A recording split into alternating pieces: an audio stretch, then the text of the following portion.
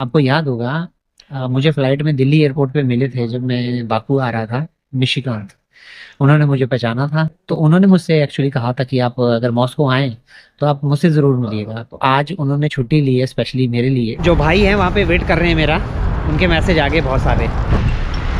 ये मैं बाहर तो आ गया जी, और मुझे ये नहीं पता मैं बाहर कहाँ आया। ये भाई ने बोला कि आप यहाँ से 680 नंबर या T32 बस पकड़ो। So, but now you can take a tram and go to the left. One station. Yeah. Okay, thank you thank you. Moscow में मेरे साथ पता नहीं क्यों हर बार गड़बड़ हो जाता है। थैंक यू सो मच यार। बढ़िया बढ़िया बढ़िया। आप बताओ आप कैसे हैं?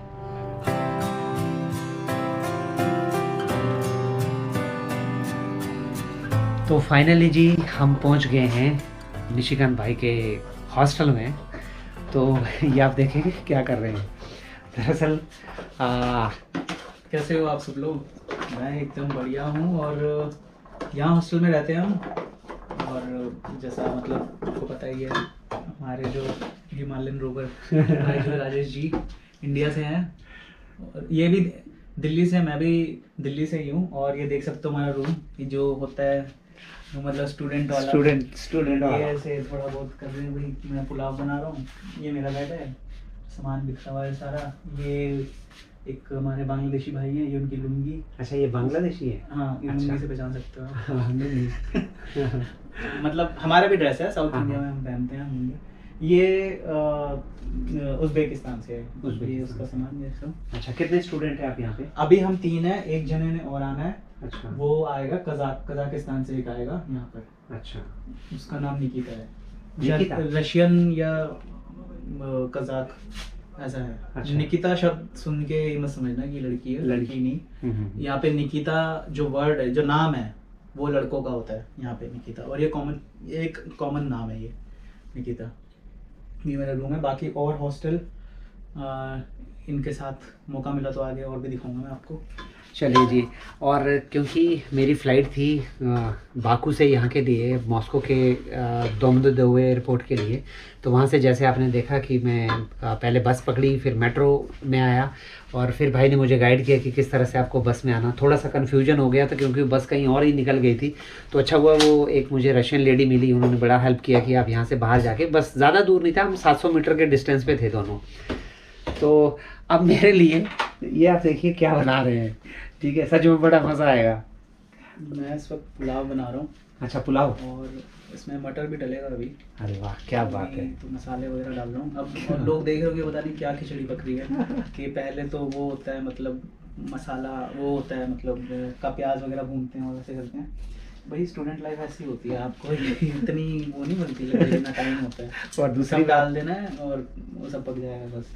और दूसरी बात है, देश से बाहर जब भी आप हों और ऐसा खाना भी मिले ना, मतलब जो ये तो बहुत मुझे देखने से ही पता चल रहा है कितना अच्छा खाना बना रहे हैं। आपको अगर तो आप मेरा होगा कि बिना मसाले के क्या कैसा लगता है। हाँ आप सोचिए, मैंने तो कई बार दिखाया है वीडियोस में कि वो ऐसा खाना होता है कि सिर्फ मतलब नेक्स्ट लेवल का।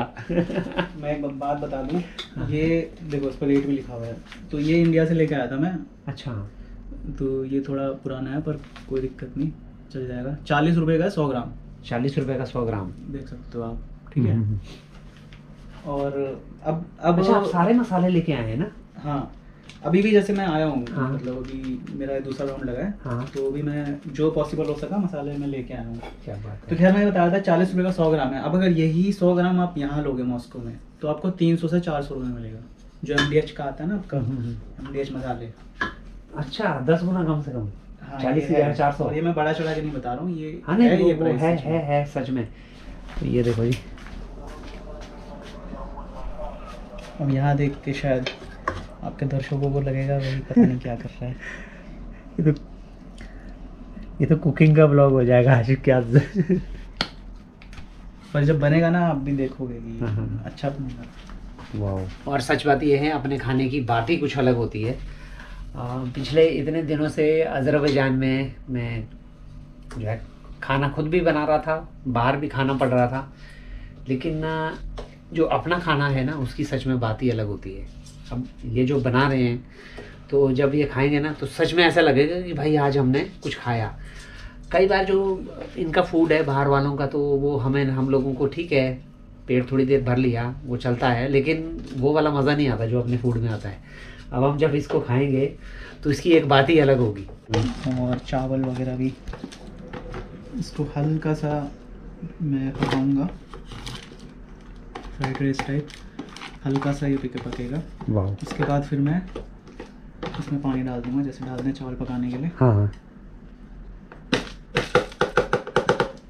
क्या बात है। ये चावल यहाँ के हैं? हाँ ये चावल है। हाँ, ये शायद हमारे वहाँ पे देखेंगे तो सेला चावल है ये। हाँ शायद से। ये बोलते हैं, सेला बोलते हैं, क्योंकि हम वहाँ पे तो बासमती खाते हैं। हाँ बासमती खाते हैं, इंडियन। वो तो नहीं है ये, बासमती यहाँ पे बहुत महंगा है। अच्छा, बासमती कितना? आपको मिलेगा, जो स्टार्टिंग प्राइस है 250 के आसपास से है। 250 रुपये किलो? हाँ, और जो एक अच्छे वाला जो हमारे वहाँ जैसे दिल्ली में, मतलब अगर एग्जांपल बात करूँ, जो 70-80 रुपये से शुरू होता है हमारे वहाँ पे, वो यहाँ 400 रुपये है। अच्छा, मैं आपको पास में स्टोर है, मैं आपको दिखा भी दूंगा। ठीक है ठीक है, एक बार पूरा जरा दिखा दूंगा। हाँ पूरा देखते हैं जरा क्या क्या है यहाँ। पूरा अच्छे से आप हाथ में लेके देख सकते हैं। ठीक है, दिखा दूंगा आपको। ठीक है। और ये है जी इनके हॉस्टल के बाहर का नज़ारा, आप देख सकते हैं। जब मैंने वहाँ पे लैंड किया था, जैसे मैं बाहर निकला और सच में बहुत ठंड लगी। उस टाइम पे मौसम ज़्यादा ख़राब था, अभी तो थोड़ी हल्की सी धूप निकल आई है, और थोड़ी देर पहले यहाँ पे बारिश भी शुरू हो गई थी, पर वो थोड़ी सी बूंदाबांदी हुई, ज़्यादा नहीं हुई।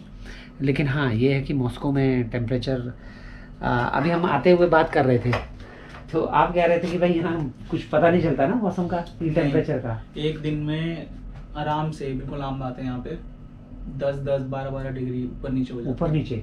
हमारे वहाँ तो दिल्ली में 3-4 डिग्री ऊपर नीचे हो जाए तो बहुत बड़ा हो जाता है। 5 डिग्री हो जाए तो बड़ी बात होती है, लोगों की तबीयत खराब हो जाती है। तबीयत खराब हो जाती है सच में। जैसे जब मौसम बदलता है, हाँ हाँ हाँ, सितंबर के आसपास, तो तबीयत खराब होनी शुरू हो जाती है। वो एक सीजन आता है, और ज़्यादा फ्लक्चुएशन नहीं होता उसमें टेम्परेचर में। हर तीसरे जने को फीवर हो रहा है, जुकाम हो रहा है। हाँ, यहाँ पे तो, और यहाँ पे देखिए कितना ज़्यादा फ्लक्चुएशन है टेम्परेचर में सच में। और कई बार मैं अपने जो कई रशियन दोस्त हैं उनसे पूछता हूँ कि जैसे मैंने पूछा कि यार अक्टूबर में मौसम कैसा रहेगा।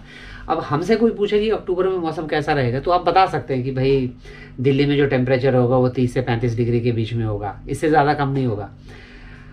लेकिन अगर आप रशिया के बारे में पूछेंगे तो यहाँ के बारे में कोई नहीं बता सकता कि उस टाइम पे टेम्परेचर क्या होगा। वो हर बार यही बोलते थे कि हमें क्या पता कैसा होगा। तो मैं बोलता था अरे कोई एक एस्टिमेटेड कुछ तो आपको मालूम होगा। वो बोलते हैं यहाँ का कोई भरोसा नहीं है, माइनस में भी जा सकता है और प्लस में आपका 15 डिग्री 18 डिग्री भी हो सकता है।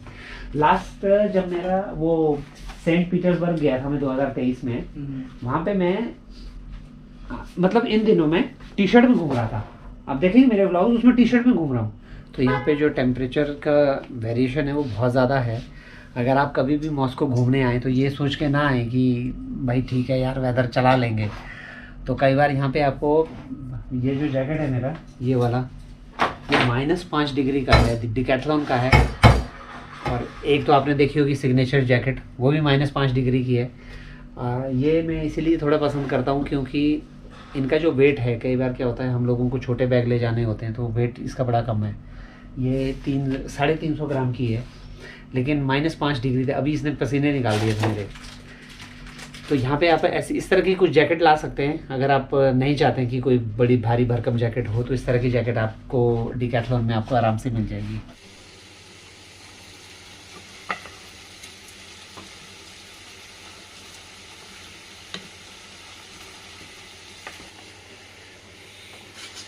ये यहाँ पे इनका किचन है जी, कॉमन किचन है। सारे स्टूडेंट्स अपना अपना खाना यहाँ पे बनाते हैं और यहीं बैठ के ये लोग खाते हैं। तो इन सभी इंस्ट्रक्शंस को फॉलो करना होता है, नहीं तो फाइन होता है 5000 रूबल्स का। अच्छा जी। और ये सही है क्योंकि इनका नुकसान होता है, तो हाँ, ठीक है। बस आप कपड़े लेके आने हैं, अपने डालना है, हाँ। जैसे होता है, और उनको सुखा दो। नहीं तो ये जो चीज़ है ये सब जगह होती है आपके, जैसे दिखाया रूम के बाहर होता हाँ, है, हाँ, तो अपने रूम में सुखा लो ऐसे। और आपको प्रेस वगैरह करना है यहाँ पे भी। अच्छा। तो ऐसे मतलब ठीक हिसाब है। और हाँ, क्योंकि वैसे देखो मेरा तो यूनिवर्सिटी की तरफ से है हॉस्टल, हाँ हाँ। तो इसका कोई एक्स्ट्रा चार्ज नहीं है। नहीं तो यूजुअली अगर आप प्राइवेट हॉस्टल में जाओगे तो इसका एक्स्ट्रा चार्ज होता है। अच्छा। पर ये भी है कि आपको उनको सिर्फ कपड़ा देना होता है, हाँ। खुद धो के देते हैं। यहाँ पे आपको खुद से खुद से धोना है यहाँ, ठीक है। और कितने फ्लोर है इसमें? 5 फ्लोर। अच्छा, ये जो बर्तन है ये आपके अपने होते हैं सबके? हाँ, ये अपने होते हैं। अच्छा। जो प्राइवेट हॉस्टल होते हैं उसमें हाँ। तो वो खुद से प्रोवाइड करते हैं। हाँ हाँ तो पर वो उनके लिए है ना, मेनली टूरिस्ट के लिए है। हाँ हाँ, जैसे टूरिस्ट हम जो लॉन्ग टर्म हाँ। अच्छा, तो आप लोग अपना रखते हैं? अच्छा अच्छा, हाँ ठीक है, 3-4 साल के लिए। ठीक है। मतलब आप यहाँ पे अपने रूम से बर्तन लेके आओ, सब कुछ लेके आओ, सामान लेके आओ बना के। जैसे मैं तो अब लोगों को समझ आ गया होगा कि मैं वो क्यों एक साथ सब डाल दिया था। हाँ मतलब लोग करते हैं मेहनत, जैसे पूरा एक एक सामान लेके आते हैं नीचे। हाँ, समझ गया ये समझ पूरा गया। वैसी तरीके से डाला जैसे होता है। हम्म। तो अभी घर के किचन में तो सब चीज़ें रखी होती है सामने। हाँ हाँ हाँ, ठीक है। और हाँ, क्योंकि मेरा फ्लोर ऊपर का है और किचन नीचे वाले फ्लोर में है, तो यहाँ पे भी सब लोग में सामान रखते हैं, ऐसे नहीं रखा हुआ है। अच्छा अच्छा, पर ठीक है, कभी कभार जैसे कुछ स्पेशल बनाना होता है तो मेहनत एक्स्ट्रा कर लेते हैं, क्योंकि बात ना मेन टाइम की भी होती है। हाँ टाइम सबसे की, ज़्यादा मेन बात होती है टाइम की। टाइम टाइम लोगों राइट। को लगता है फॉरेन में बंदा आता है कुछ कर रहा होगा, ऐसे कर रहा होगा, ऐसा कुछ नहीं होता है। इंडिया में अगर आप हो, आपकी लाइफ बहुत ईजी है। ये आपने शायद और से भी सुना होगा, मैं प्रैक्टिकली बता रहा हूँ। हाँ हाँ हाँ, और मैं दिल्ली का शहर का होके आपको बता रहा हूँ, ठीक है। तो कहने का पॉइंट ये है कि मैं प्रैक्टिकल बात कह रहा हूँ आपको। बिल्कुल यहाँ पे लाइफ बिल्कुल मशीन जैसी होती है, बिजी होता है, आपको बिल्कुल टाइम का ध्यान रखना पड़ता है। और ये बात कोई भी गया हो ना, आपका दोस्त रिश्तेदार में कोई कहीं पे भी कोई भी गया हो जो फॉरेन गया हो, उनसे आप कंफर्म कर लेना, वो आपको बता दूँगा। अकेले रहना ऐसे पूरा आपको सब काम आप ही नहीं करना है, आपको काम भी करना है। स्टूडेंट के लिए उस पर आए हो, आपको पढ़ाई भी करनी है, पढ़ाई भी करनी है। ठीक है। अगर आसान कोर्स है तो बात अलग है, पर जैसे मेरा कोर्स है आईटी में है, तो आपको पढ़ना पड़ेगा, नहीं तो स्किल्स नहीं होगी तो क्या करोगे फिर, क्या करने आए हो आप यहाँ पे। ठीक बात है।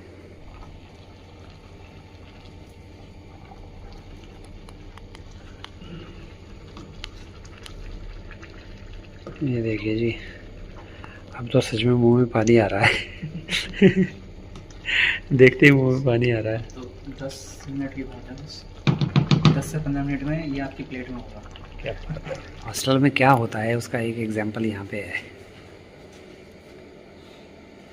Don't touch someone else stuff, this is the last warning.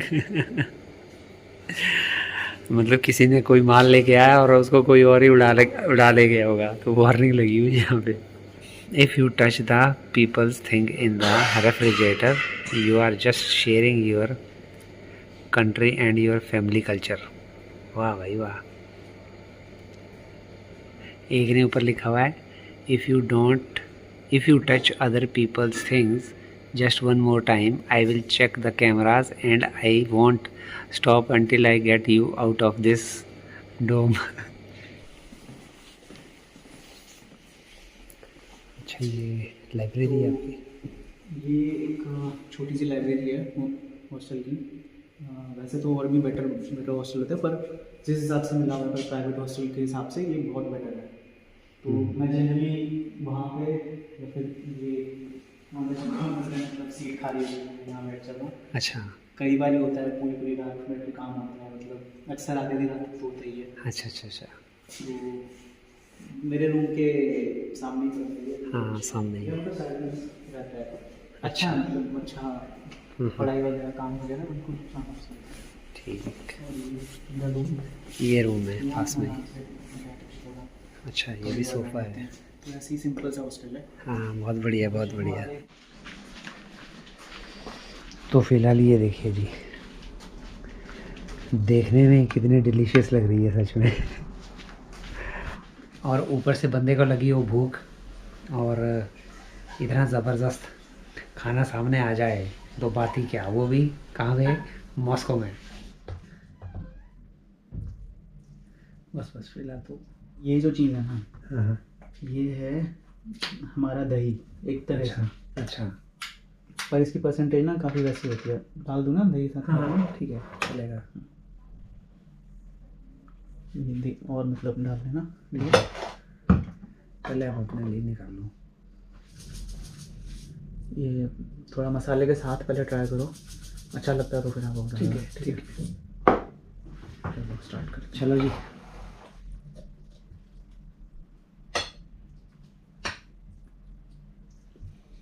गरम तो नहीं है ना? क्या बात है। ठीक है, मसाले नमक आपने बिल्कुल सही कहा था कि ज़बरदस्त बनेगा।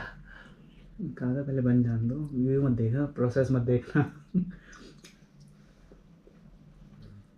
रशिया इतनी बड़ी कंट्री है, सोचिए एक ही देश में 11 तरह का तो टाइम बचता है। ये एक बड़ी हैरानी। रशिया जो कंट्री है ये मतलब आपको ना ऐसी कोई कंट्री मिलेगी नहीं पूरी दुनिया में, बड़ी अमेजिंग कंट्री। इसकी कुछ ऐसी बातें हैं जो कई बार हैरान कर देती है लोगों को। जैसे कि सबसे बड़ी जो लैंड है वो रशिया के पास में है। रशिया एक ऐसा देश है जो जहाँ की कुछ टेरिटरीज रशिया से बहुत दूर है, यानी कि जैसे मान लीजिए ये रशिया है। अब जैसे मैं थोड़ी देर पहले बता रहा था, एक कैलिनिनग्राड इनका एक रीजन है, पूरा ओब्लास्ट है, ये ओब्लास्ट बोलते हैं उसको, लेकिन वो रशिया की जो मेन लैंड है उसमें है ही नहीं। 2.5 घंटे की आपको फ्लाइट, आप बेलारूस, आप पोलैंड होते को क्रॉस कर जाओगे तब जाके वो जो है आता है। तो आप समझ सकते हैं कि कहाँ कैलिनिनग्राड, कहाँ ये रशिया, कहाँ मेनलैंड। और एक चीज़ और है, रशिया एक ऐसी कंट्री है कि अगर आप ईस्ट की तरफ चलते हैं तो आप वेस्ट में पहुंच जाएंगे, क्योंकि सिर्फ 4 किलोमीटर की दूरी पे वहाँ पे अलास्का है। ग्लोब पूरा कवर हो जाता है। हाँ। अगर आप वेस्ट से ईस्ट के कॉर्नर अगर आप देखोगे हाँ तो पूरा ग्लोब ही एक्चुअल कवर हो जाता है। जो डिफरेंस आ जाता है वो सिर्फ आपका यूएस का है। हाँ, यूएस का। क्योंकि जब बर्फ जमती है तो वहाँ पे पूरा पाथवे बन जाता है जिसमें हाँ। आप चल के जा सकते हो। हाँ, वो है भी कह रहे हैं 4 किलोमीटर का है। हाँ, और रशिया और यूएस का जो जब अलास्का। नॉर्मल सीजन भी रहता है तब भी कुछ ऐसे ही रहता है, मतलब 4-5-6 किलोमीटर का ही है बस वो डिफरेंस। इतना सही है बॉर्डर, अलास्का को छोड़ता है। तो आप समझ सकते हैं क्या अमेजिंग कंट्री है रशिया। रशिया एक ऐसी कंट्री है जहाँ पे दुनिया की सबसे बड़ी मीठे पानी की झील है। आप सोचिए, बाइकाल लेक बाइकाल।